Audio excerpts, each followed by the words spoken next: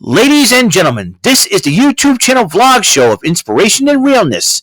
Also, this is the YouTube channel vlog show of positivity, personality, and fun.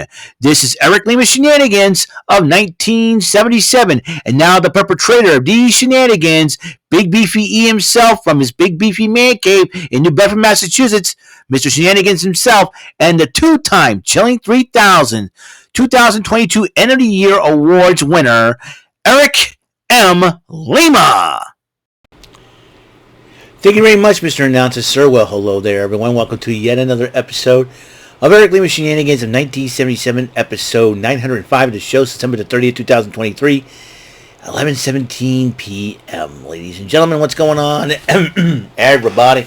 Well, it's time for another episode and another wrestling report. That's right, No Mercy just got ended, what was it, about 10 minutes ago? Just about, I know it ended before 11 o'clock. What a match this was. And it started off with the NXT No Mercy kickoff matchup. Kaylani Jordan, a little more on her later on, took on Blair Davenport.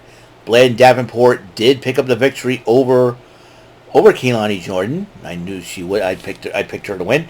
But then the lovely Gigi Dolan, another lovely, gorgeous, curvaceous, babylicious Gigi Dolan attacked Davenport after the matchup, and security and referees had to separate the two of them, but they will be facing each other this coming Tuesday on NXT.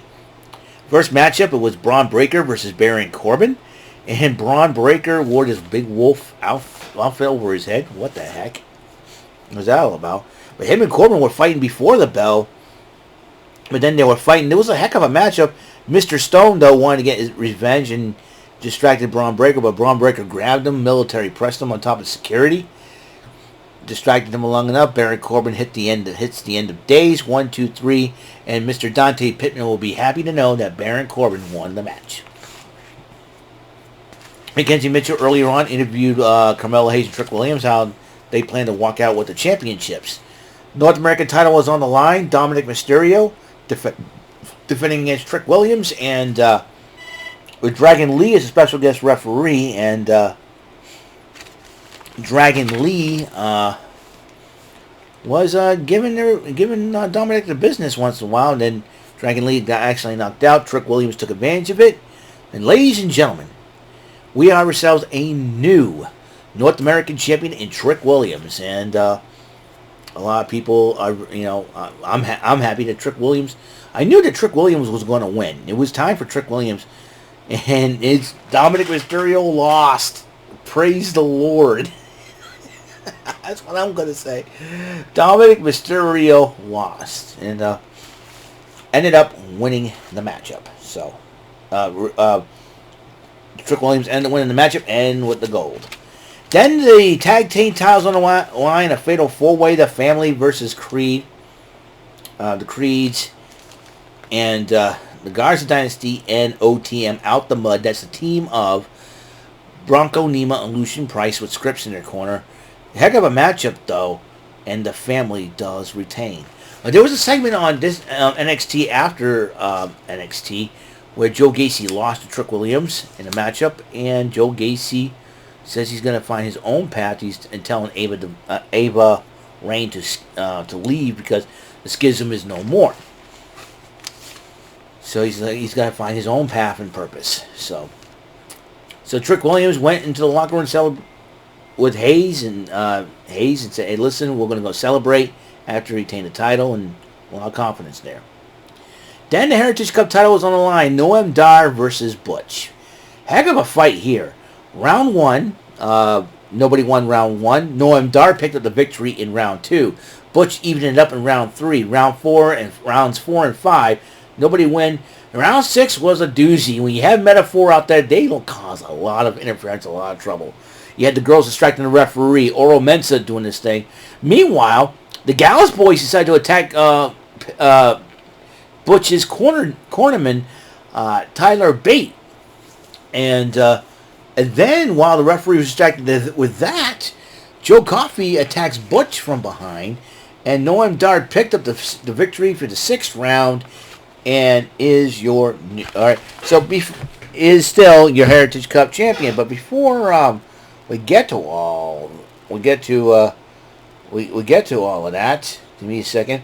I'll explain for those of you who don't know what the British Rounds rules are, and all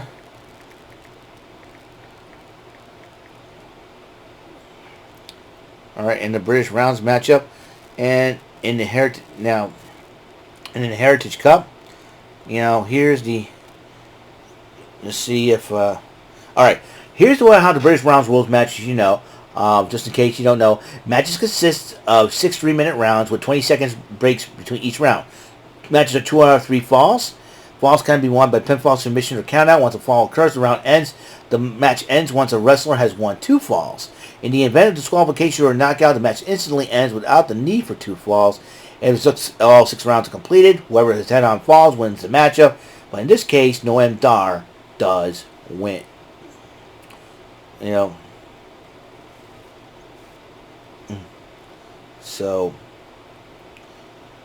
So here we go. So that's the thing. That's how the British Rounds rules match works. Okay. Let's see where we at here.